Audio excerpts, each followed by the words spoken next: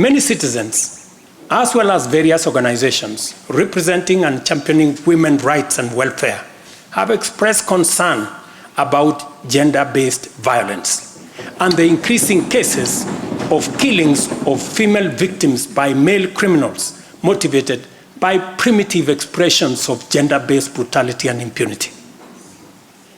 Left unaddressed, these incidents will cause the women of our nation to feel increasingly unsafe, even in their own homes. This is both tragic and unacceptable. It also complicates, in disturbing ways, the struggle by Kenyan women for inclusion, for equality, for dignity, social justice, their rights, their protection, a section of our society that has been marginalized for a long time. I am aware that most of these cases of murder of women by men have been investigated and prosecuted. It is my hope that in due course, those found culpable will face the full force of the law.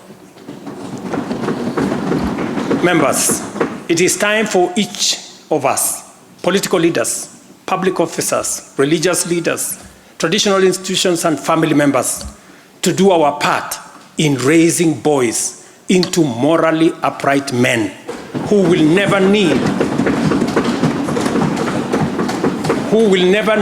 to affirm their masculinity at the expense of women. But instead, contribute to making our society just, safe, equal, and inclusive. I appreciate women leaders who have taken time to engage me and propose solutions to address this issue. I have held discussions with other leaders in government, and I have tasked the Deputy President to reach out and facilitate collaborative, broad-based, and multi-sectoral deliberations and recommend effective and radically transformative and affirmative action within the next 6 months.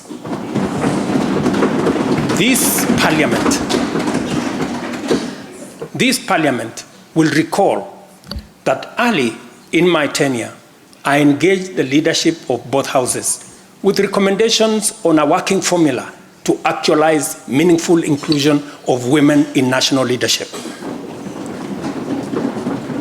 We must seriously question the drivers and the motives of resistance and reluctance to take the next step in actualizing the 2/3 gender rule. We must call out those who continue to sabotage this right of women to contribute to the governance of our nation. Women are not second-class citizens. They deserve equal representation at all levels.